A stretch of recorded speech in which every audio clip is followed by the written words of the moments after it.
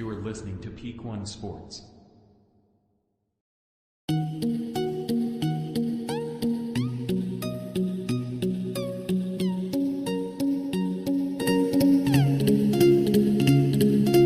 you for listening to this episode of the Sports Page on the Peak One Sports Network. I'm Ashton Nick, sitting here with Chris, Rob, and Dan Boyer. What is going on, guys?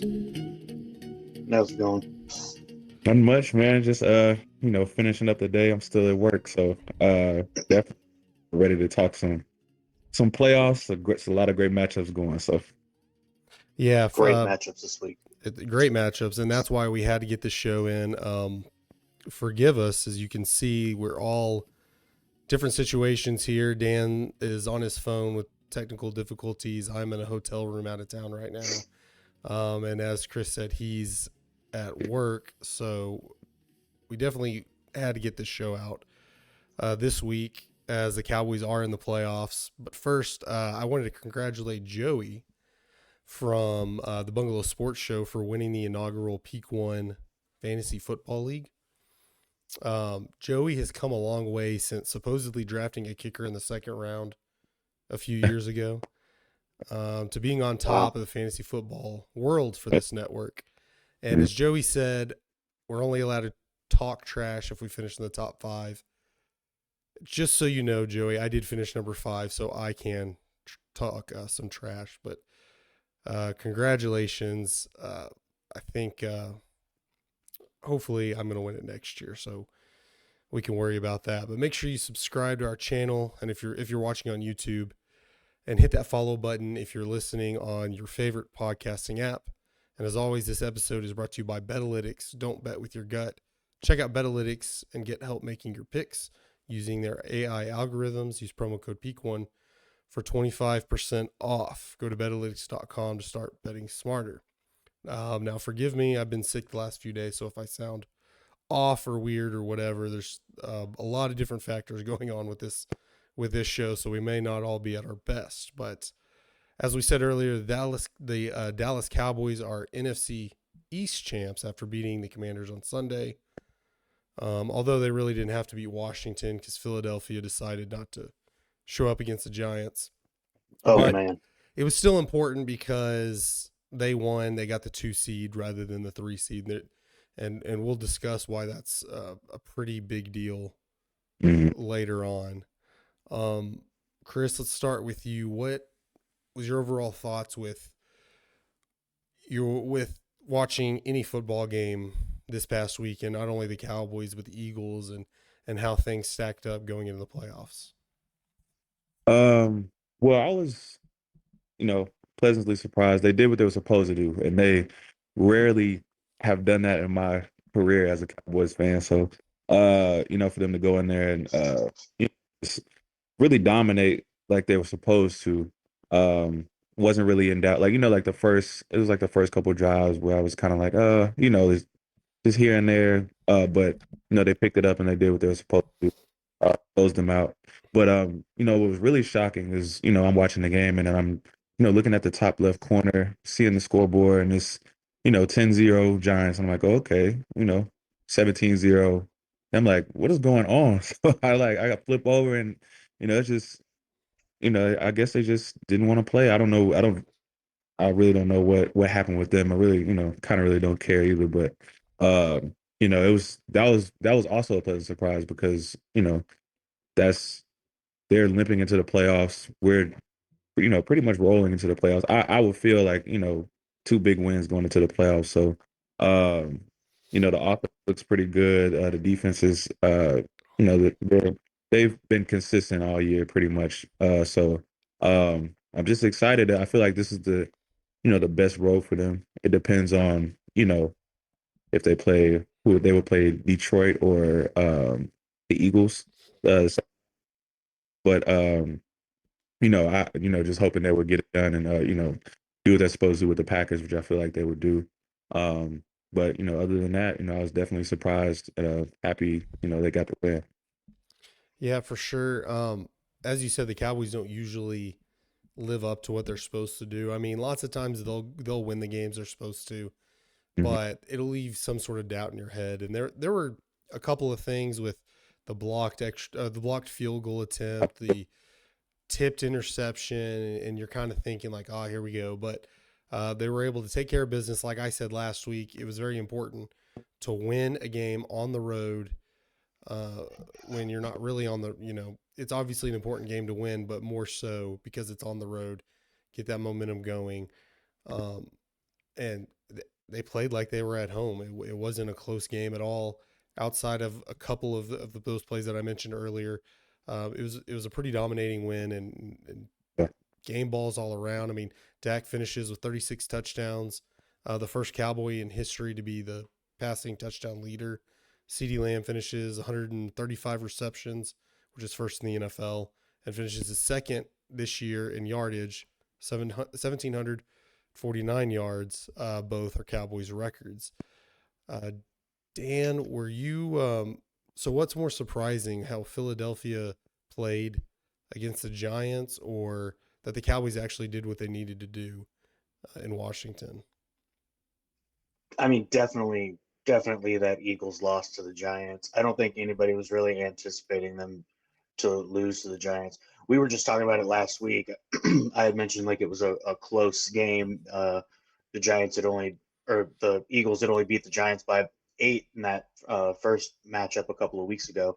But I mean, I definitely thought like the way the Eagles have just been playing over like the last 6 weeks has just been awful. And we talked about that a little bit last week too. Like it's really important to start the season strong, but it's more important to finish the season even strong. The back 8 games are way more important than those first 8 games, especially when you're talking about, such a competitive division and everything, and trying to like get into the playoffs and get the not even just get into the playoffs, but to get into like kind of the better position to help you get through the playoffs as competitively as possible. I don't think anybody wants to have to like, face off against a tough seed in this first round or anything, which is kind of like why we were saying like it was kind of important that the Cowboys win this week and get that second seed instead of the third, and get, what at least on paper is an easier matchup against Jordan Love and the Green Bay Packers. But man, just seeing the score update every once in a while on just the Giants beating down on the Eagles in that game was just outrageous. Should we check on Chris? Yeah, just let me fix this here real quick. Technical difficulties right now. Right now, as you said, the Cowboys are going to be playing the Packers, which, if recent history has told us that the Packers are kind of, as the 49ers are, kryptonite for the Cowboys in the playoffs. I agree. I mean, they play close games the last couple of times. It just, you had the Des caught it game, and the game, Dak Prescott's rookie year in 2016, where they should have beat the Packers, but there was that crazy Aaron Rodgers throws it across the field, and they, so on paper, it looks like the Cowboys should win this game, but I mean, an unproven quarterback, but only so much because this is really his first year given the reins. I mean, he's played a lot better in these last few weeks and everything. I definitely think he's kind of got the hot hand that you just kind of keep going with for now. But I mean, pretty much like you're saying, honestly, I feel the same way about Green Bay that I feel about the Giants. And it's like every time the Cowboys play them, regardless of how good or bad the team may or may not be on paper, and it should look like a pretty surefire win for the Cowboys, it just never is. You know what I mean? Like these teams are always willing to compete, and I think the rivalry feeds into that like a lot. And then especially when you end up in these big situations like you were just talking about, the Cowboys, it seems like the Cowboys have almost like notoriously been playing Green Bay in the first round of the playoffs for like the last 5 years. Like we've faced off against them. I think this is like the third time, like you're saying, in something like 5 or 6 years, since like 2018, I think was Yeah, probably that first one. 2014, 2016, and now. So I mean, the last 9 years, but yeah, but yeah, and it feels like every time we kind of make it, it's Green Bay's that is like that first door we got to get through, and it's not always like an easy kind of give me game. So I mean, I don't want to say like I fully expect the Cowboys to just roll over Green Bay, but honestly, the way Green Bay's been like playing this year, they were pretty lucky to kind of squeeze into the 7th spot and Yeah.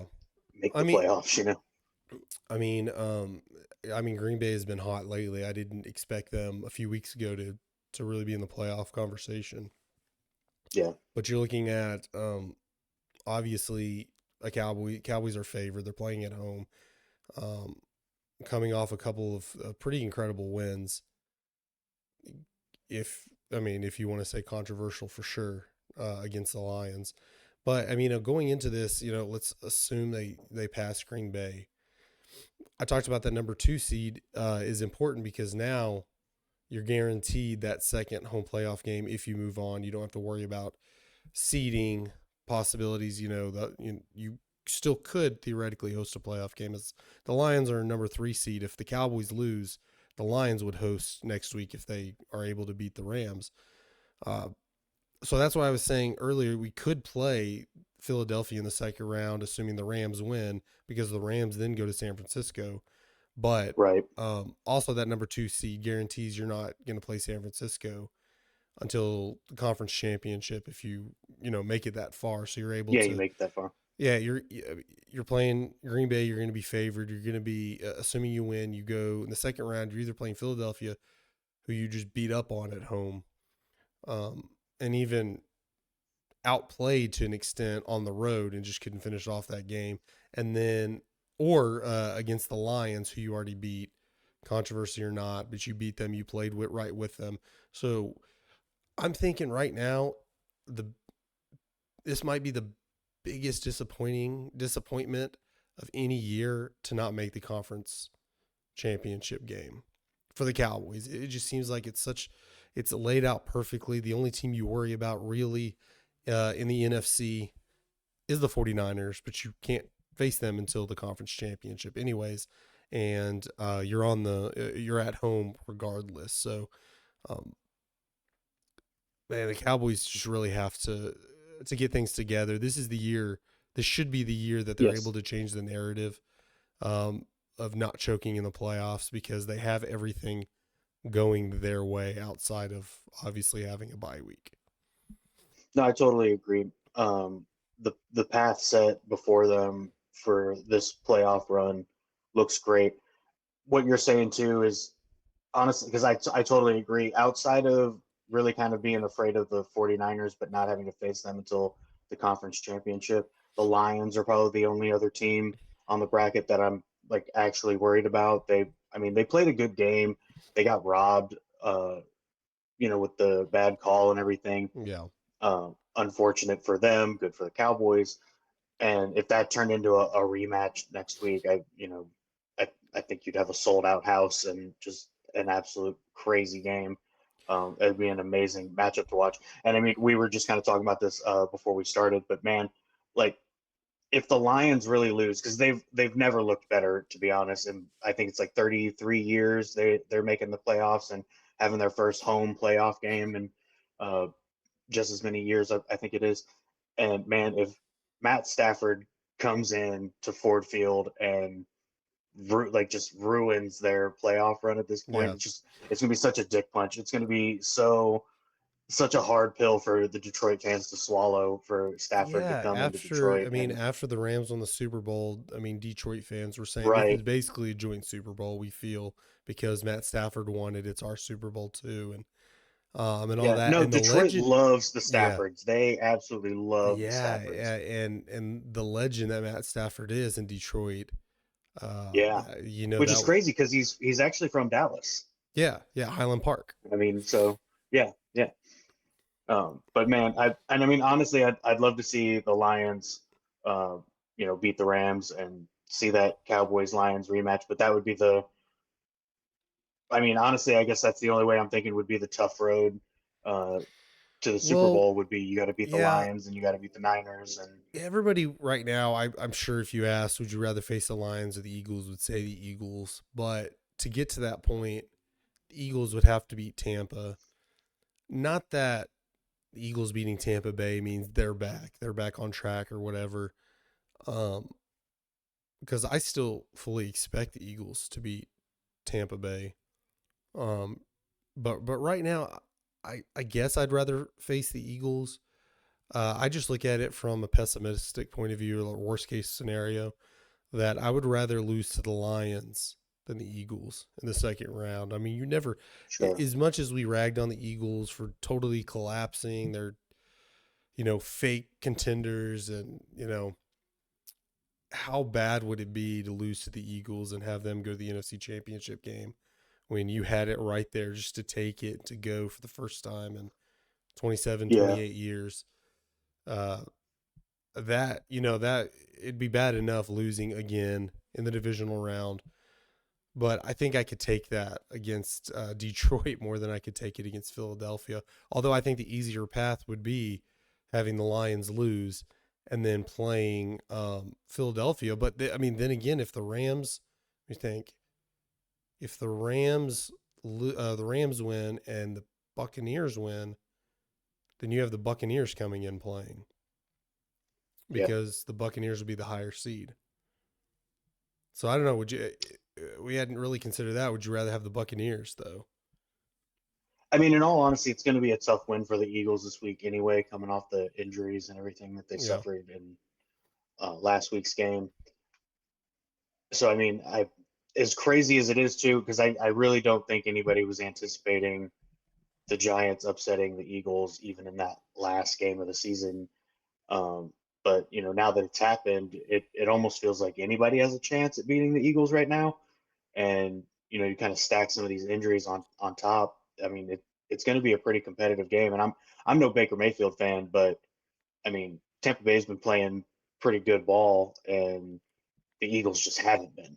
Like the Yeah. Eagles defense really has been like so abysmal, really, I guess, for lack of a better term. It's just I wonder if they'll actually be able to stop Baker Mayfield and the Tampa Bay offense coming up. So, I mean, in all honesty, I wouldn't be surprised if the Eagles are out in this first round, just because of like the way they've been, The way one they've and kind of five over backed the last into the 6 weeks, playoffs. and yeah, and honestly, I mean, they almost don't even like deserve to be in the playoffs the way they've played like over the Yeah, last 6 weeks. It's just their one win was is the against the Giants. Giants, and it wasn't. I mean, it wasn't as close as the 8-point game, but they didn't play all that great either in that Yeah. game. Yeah. So I mean, honestly, I wouldn't be surprised if the Eagles end up losing first, and then so what? And then that leaves. Well, if the Yeah. Rams win, they go play. So, but I mean, yeah. So if the Lions win, the Niners end up playing Tampa Bay. Yeah, you're right. So I mean, honestly, that Yeah, could be better for us. The if Niners the are playing such if lights the out Rams ball right win, now, though. yeah. So Um, Detroit wins, they come that to Dallas, assuming Dallas wins. That's what we're doing in all these scenarios. We're just assuming Dallas wins for the sake of wins. Yeah. argument. So yeah, Detroit wins, you're playing Detroit. Detroit loses, you're playing the winner of Philadelphia and Tampa, Yeah. assuming you win. I think So that Lions game is important. I think what will happen, it'll be I think the Eagles will win. They're going to go play San Francisco, and I think Detroit and Dallas win. They face off, and then I would think. I mean, Dallas is still going to be favored. If they haven't lost at home, I'm not going to pick them to lose at home. So honestly, I think it's going to be Cowboys 49ers. 15 games, man. Yeah, 16. 16. You're right. Yeah, 16, and I guess they're counting playoffs. I mean, well, that's 16. There hadn't been a playoff game, but Yeah. I guess you would count playoff games in that win streak, and it would just go to 17 if they win. Right. So yeah, I think Dallas is going to San Francisco for the conference championship. Now, who knows what's going to happen? I mean, it's hard to feel confident about that. But yeah, for sure. Hopefully, we're talking about that here in a few weeks on the for show. sure. That'd be awesome. And the AFC, it looks like Baltimore. It's Baltimore's to lose. I wouldn't be surprised if Kansas City makes a run, being, it's the playoffs now. Patrick Mahomes and comes to life or whatever, sort of like the old Patriot teams used to do, where they'd kind of coast until midseason. And I know Kansas City has kind of struggled all season. But I wouldn't be surprised if you see the Chiefs in the Super Bowl. But I think right now, Baltimore's definitely the favorites. No, I agree. Baltimore's just been playing crazy good ball. Lamar Jackson's playing MVP level ball. To be honest, it feels like the AFC's got a little bit of like the NFC going on in it, with Miami really kind of backslid there the last few weeks, and lost this last week game to Buffalo. Buffalo's been stepping their game up the last few weeks, playing a little bit better since Yeah, we were we kind of sitting here talked a about couple of them weeks ago beating down talking on the about Cowboys. Buffalo. We were talking about Buffalo may not even make the playoffs. And Yeah, then they blow out yeah. Dallas, and then now they're seeming like, I mean, they could make a run in the playoffs. Yeah, they seriously turned it on from that Cowboys game and just beat us down, and then from then on, they were back to being that team we were talking about back in September. So I mean, they're making a real shot at it. The Steelers managed to sneak their way in there. I don't even think they belong, to be honest. But you're Yeah. totally right with Pat Mahomes in Kansas City. They managed to really, like, almost regardless of how their season goes and how it kind of ends, good or bad, when the playoffs hit, like this team knows how to play ball, Yeah. so Kansas City's always kind of ready and primed to do what it needs to do to get ready to go. But I totally agree, man.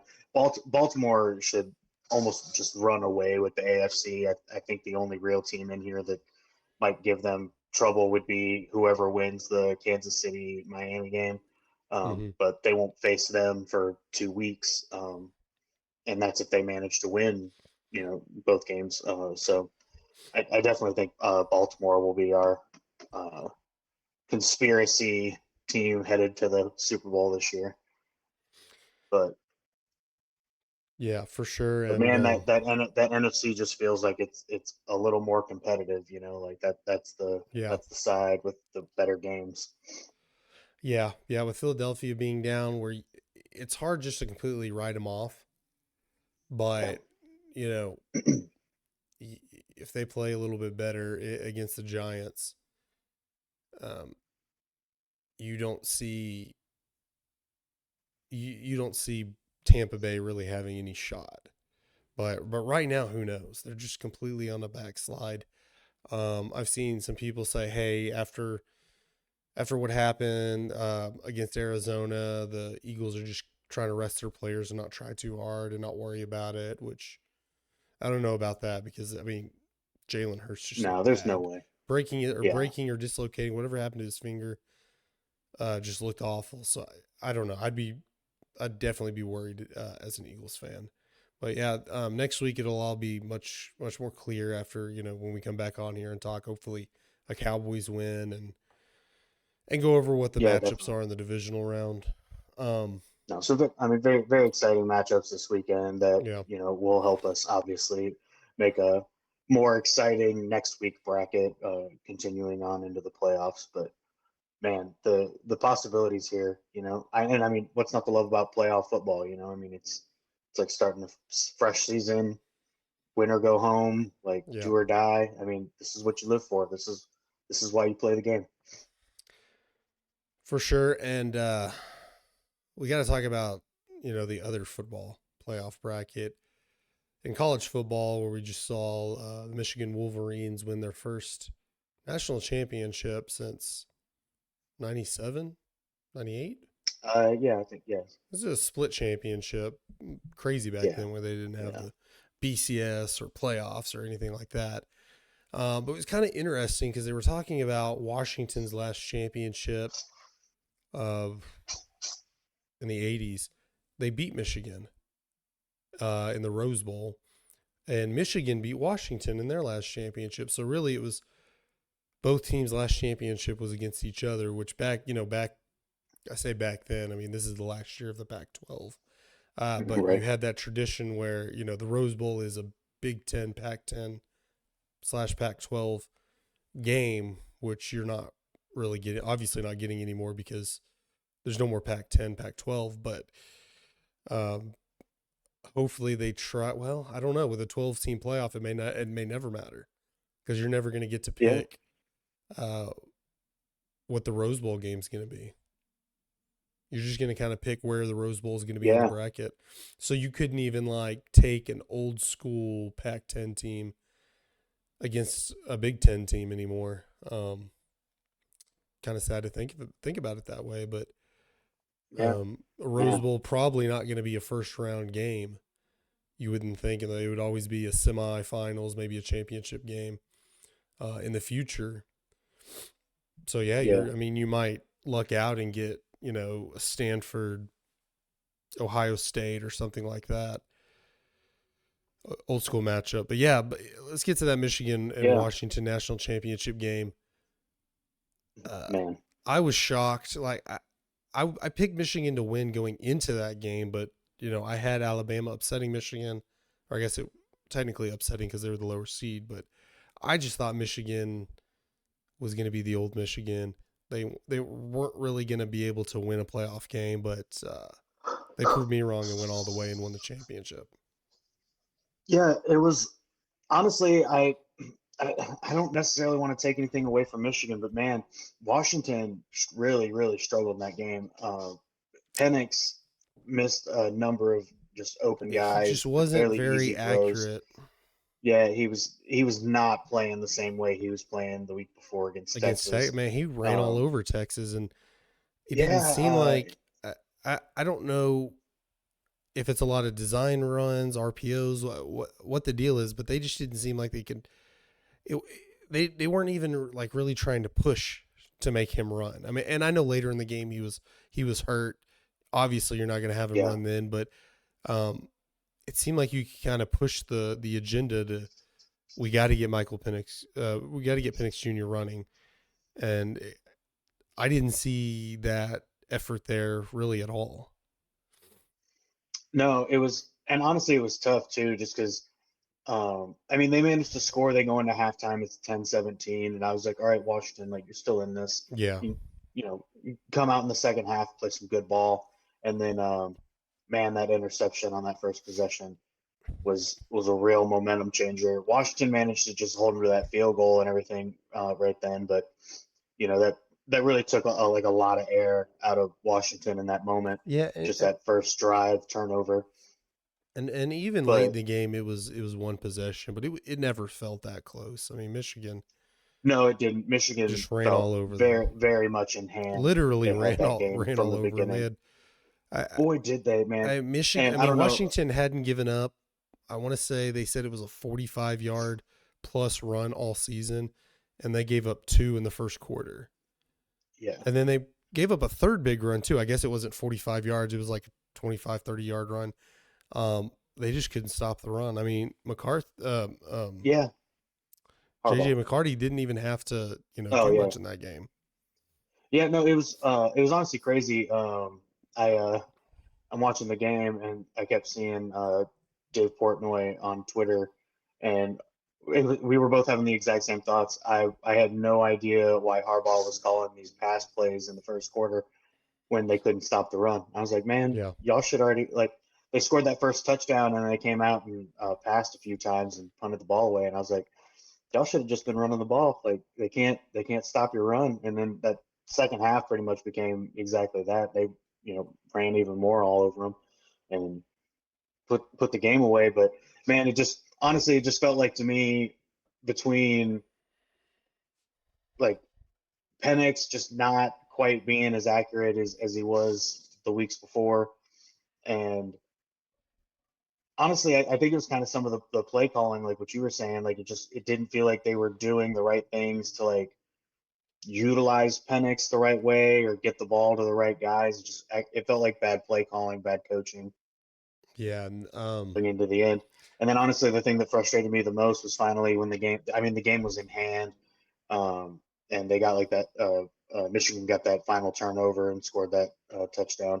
Yeah. And then, I think it was in the fourth quarter. Penix back out there, and he's like holding his ribs and everything. And it's like, bro, why is he even out there? Like this game's done. It's cooked. I don't know how much of the injury had to do with his inaccuracy late in the game, because most of the game, as you had alluded to, pretty inaccurate for him. and I think it was in the fourth quarter, pretty late in the game, and I think Michigan was up 2 scores at this point, but Penix just missed wide open. It was going to be a touchdown, just overthrew the receiver. Yeah. Had him out on the. Can't remember which receiver it was, but I mean, he just makes that throw. They score a touchdown, and I think it was when Michigan was up 10 before they scored that last time. But I kept expecting like Washington to maybe wake up, come alive, make it a closer game, but it just never happened. They were just able to, catch Michigan sleeping on a couple of drives where Michigan had a chance to put it away or at least, extend their lead, and they couldn't, and the Michigan would come back and score, and it would be a 7-point game. Yeah. That happened a couple of times. No, I was expecting the same thing. At some point, I was thinking at some point Penix was gonna, drop a few dimes on some, straight out routes and whatever, and just kind of dial it in. But he just couldn't do it, man. It was unfortunate. Honestly, I feel like in a lot of games like this, the Super Bowl, college national championship games, things like that, you tend to have. I guess I don't necessarily know if it's like a mental thing or whatever, but you tend to have guys that like really show up ready to play and perform, and then guys that just kind of underwhelm sometimes. And it feels like very, very rarely do you get a matchup where like both teams really showed up to, perform and, and I mean, we're also talking about like on a big stage, everybody's watching, that kind of thing. But it just, very rarely do both teams show up to put up, A+ performances. Oftentimes it's, one team's more prepared than the other, mentally or physically or, whatever it might be. But this definitely kind of felt like that. JJ McCarthy and I keep forgetting the Michigan running back's name, but like they both showed up, did great things. I mean, I don't necessarily want to slouch on Michigan's defense either. They definitely kept pressure on Penix and made it, difficult for him back there. I mean, he was obviously in pain for a reason. He kept taking hits, and but I think I definitely expected Washington to keep the game a little more competitive, like you were saying. I know it was really only kind of like a one score, down by 10 for most of the game, at worst. But it felt like Michigan had this in hand from the first quarter to the end, and it just wasn't you get back. a lot of those weird matchups where you're not sure if you're going to get, like you said, both teams at the right time where they're both coming out and playing hard. I mean, in college, you go so long between your, the conference championship to the playoffs or bowl games or whatever. But Michigan Washington just had momentum. I mean, beating Oregon again, then the Texas-Washington game was a lot like this game where certain scores weren't near as close as it was. I mean, Texas got worked by Washington or was able to put something together near the end to make it look like it's a lot closer game. But, Washington, I thought, had the momentum going in. Michigan struggled against Alabama for much of that game, and then barely beat them in overtime. So that's why I thought I picked Michigan to win, but I thought this would be a more competitive game. I thought Washington was a lot better than that. I mean, they are for sure better than that. But yeah, first game without Alabama, Georgia, or SEC team in a while. First championship game. Definitely a different type of game. That meme. It's like they circle Southeast United States, and they're like, I saw today it was like 2 out of the last 18, or Michigan's only the second team in the last 18 years to win a championship outside this circle, because it's all Alabama, Georgia, Clemson, Auburn, and like Florida State. Right. Yeah. Yeah. But nice change of pace. This game was definitely better than watching Georgia beat the doors off of TCU, and that one hurt me to my soul. Being TCU alum and all, but this was better than that for sure. Yeah. And to be honest, I'm also looking forward to, next year's 12-man bracket. I'm hoping that will make for an even better, like more competitive college championship. I think it's always going to be a little bit harder to get like that just that really high level of competition out of your championship game when you're only putting 4 teams to compete for 2 spots Yeah. in that position. So I'm real hopeful that, you know, the 12-man bracket will help alleviate some of that, and we'll start to see like some more competitive championship games here in the future.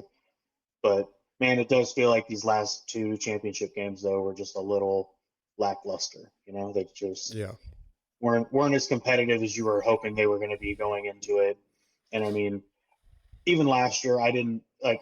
I love TCU and went there and everything, but like going into that game, I didn't necessarily think TCU really had a shot at beating Georgia, but I didn't expect them to lose like 56-7 or whatever it was. Yeah. Like I didn't expect the game to be like that, and I didn't expect this Washington game to be so one-sided. To be honest, going into this game, I expected there to be at least like one lead exchange or something, you know, like we would have thought. But man, Michigan took that lead in the first and just never gave it back. They scored fast and early and never looked back. I mean, good for them. Congratulations, go blue. You know. Yeah, first national championship in 20 some odd years. But guys, that's gonna do it for this episode of the Sports Page. Thank you for tuning in. Again, sorry about the technical difficulties, but you know we're all kind of in weird situations trying to get this show out for y'all. So I mean, we'll do our best to produce the content. And just sometimes you got to take them as they come. Yeah, no, for sure. But thanks for tuning in. Make sure to subscribe, follow, share this this episode with your friends. But until next time, I'm Ashton with Dan. See you guys later. Bye.